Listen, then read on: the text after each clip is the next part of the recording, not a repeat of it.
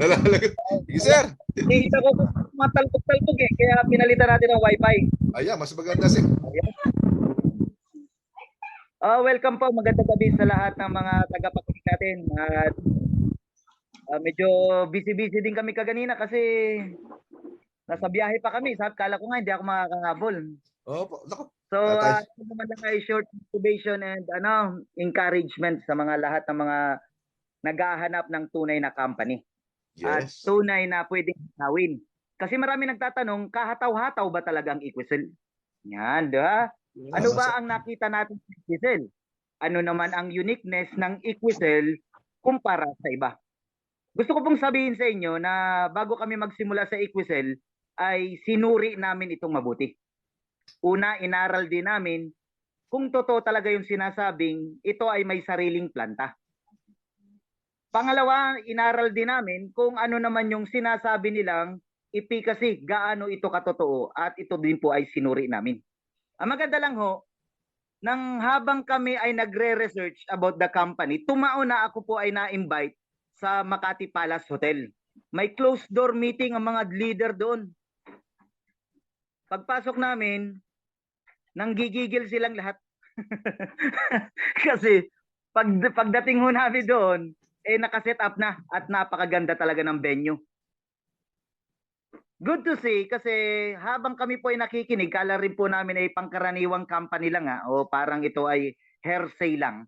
Talagang seryoso na nga pala talaga ang Equisel sa kanilang pinupush na livelihood program at system kung saan tayo po ay makaka-involve sa multi-level marketing.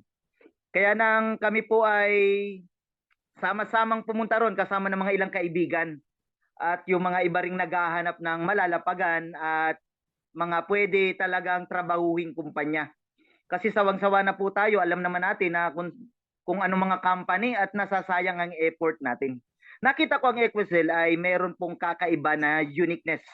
Una, napaka-unique ng Equisel kasi po siya po ay nako-cover ng operation ng planta.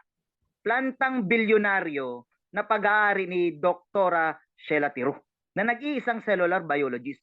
At ang good news po, nakausap po namin at nakapanayam namin ng personal si Dr. Tiro.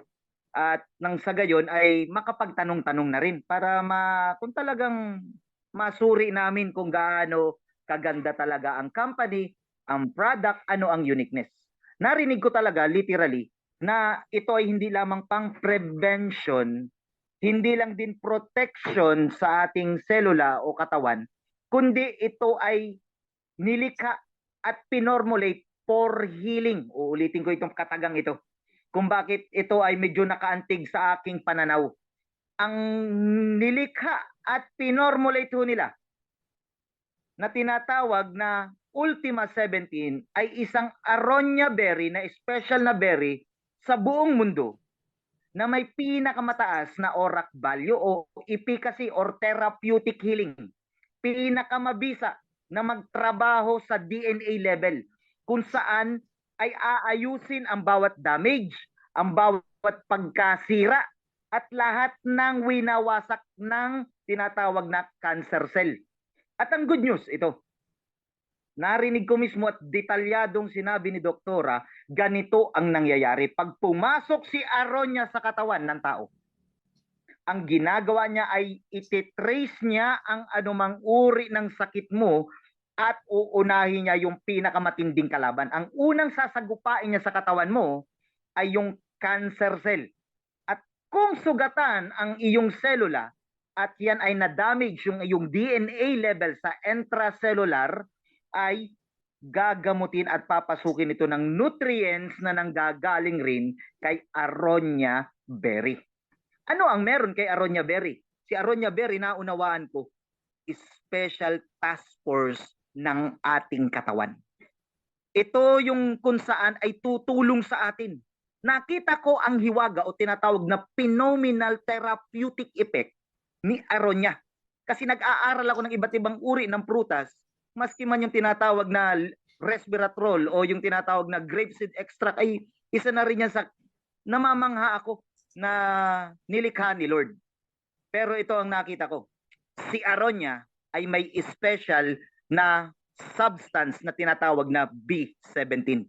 Yan po yung pampuksa, yan yung po yung tinatawag na nuclear atomic destruction ng cancer cell. Pag pumasok po sa cancer cell yan, durog ang cancer cell, papatayin niya, pupuksain niya, lulusawin niya, ipa-flash out niya sa katawan mo. Kaya dito may mga testimony na kung saan ay may mga bukol na lusaw, may mga tumor na lusaw, may cyst na natunaw na lusaw at natulungan ni Ultima 17. Na kung saan hindi ko pa rin naranasan yan sa iba. Kasi kadalasan ng mga na-encounter ko, maraming pumasok sa iba't ibang company, pero ang nangyari, nako, sabi nila nakailang kumpanya na ako, nakailang intake na ako ng food supplement, hindi naman tumatalab talaga eh.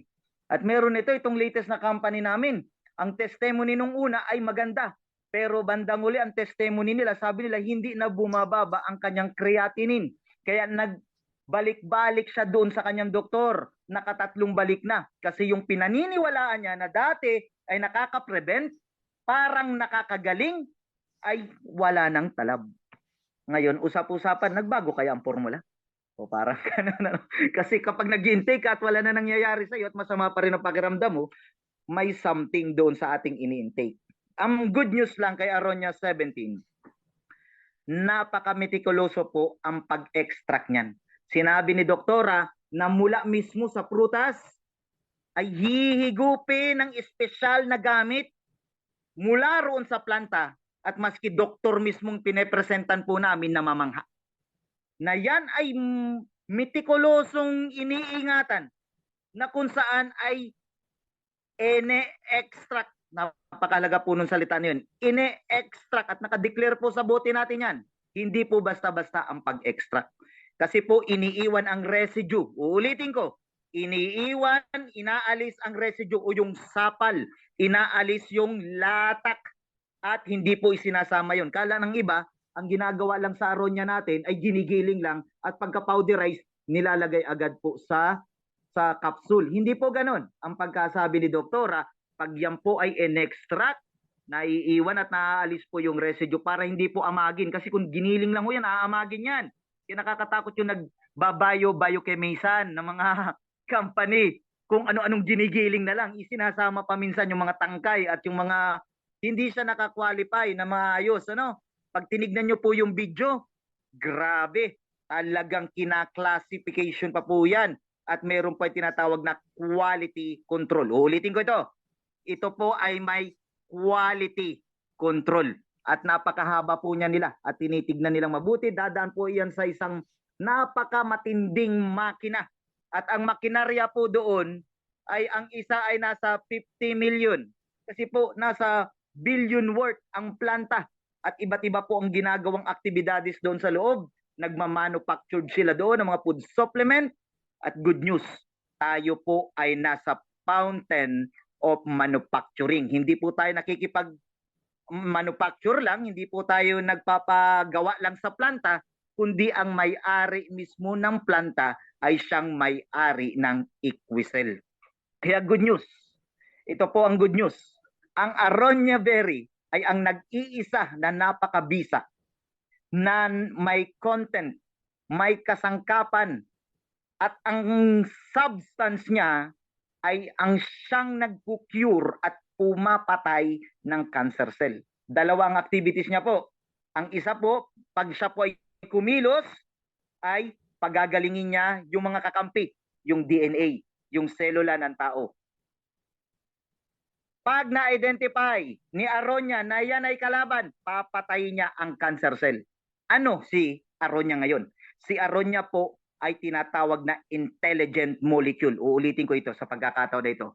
Intelligent molecule, si Aronia, na-identify niya po ang kalaban at alin ang kakampi. Sa pagkakataon na ito, nakita ko sa pag-aaral ko na si Aronia mismo ang kailangan na kailangan ngayon ng mga taong hopeless. Yung mga may taning na ang buhay. Yung mga tao talagang nangangailangan ng kagamutan na wag na dapat mag-intake ng kung ano pang mga pinagalo-halo na food supplement at mga pinagalo-halong mga tabletas, mga gamot, mga kapsula na kung saan galit sa iba't ibang galing na kumpanya. Dito po, capsule lang ni Aronia na nasa Equicel, sapat na upang burahin ang lahat ng mga cancer cells sa ating katawan. Good news, pwede po po ito sa mga may sakit at walang sakit. Pwede na tayong dapuan ng virus kasi nag-i-strengthen din po siya ng every single cell. Kaya kung naghahanap ka ng matinong kumpanya, naghahanap ka ng matinding phenomenal products, ito yung first in history products. Kay Equicel mo lang matatagpuan, maghalughog ka na kung saan dito. Hindi mo matatagpuan ang cellular products na nagpapagaling mismo sa mga pasyente na tinamaan ng cancer. Good news, may mga testimony tayo. Totoo ba talaga yan? Halugugin mo ang YouTube. I-type mo lang, Ultima 17, lulutang yung mga testimony, mga phenomenal therapeutic healing. Makikita mo dyan na talagang makukonbinsi ka. Totoo talaga si Equicel. Kaya good news, ito ang good news. Napakaganda ng credibility at credential ng may-ari. Maski sino kausapin natin, walang tatapat kay Dr. Sheila Tiroo. Pangalawa, napakalupit ng ating produkto. First in history, may cellular products tayo na kung saan ay nasa nanomolecule level, nasa intracellular level, yung atake niya po, nasa DNA repair ang pinag-uusapan na dito. Ikatlo, ang marketing plan po natin ay hybrid, ang binary at unilevel pinag-isa. May direct referral link ka na.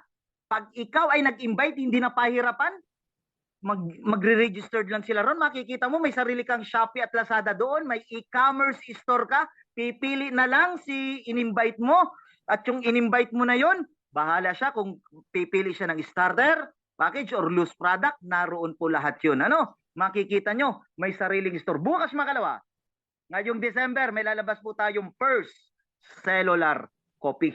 Kaisa-isa na unique na kape na may specification at may tina-target na kagalingan at nagdudulot ng kagalingan sa ating katawan. At saan ka pa? Hahanap ka pa ba ng ibang kumpanya? Narito na yung mga the best.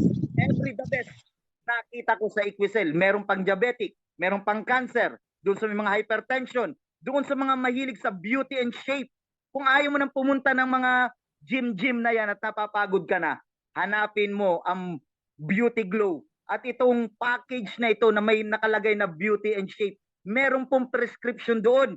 At kapag sinunod mo yon, makikita mo, magkukutis artista ka na, pero at the same time, poporma yung ating katawan. Kasi po, yung mga bad cholesterol ay ipa-flush out niya, aayusin niya yung mga imbalances, ibabalance ka ng mga produkto na nanggagaling sa Equicel. Kaya good news po sa lahat ng mga nakikinig. Naghahanap ka ba talaga ng mabisa na produkto? Dito ka. Nag-iisang kumpanya, Equicel. The only one who are pioneering global.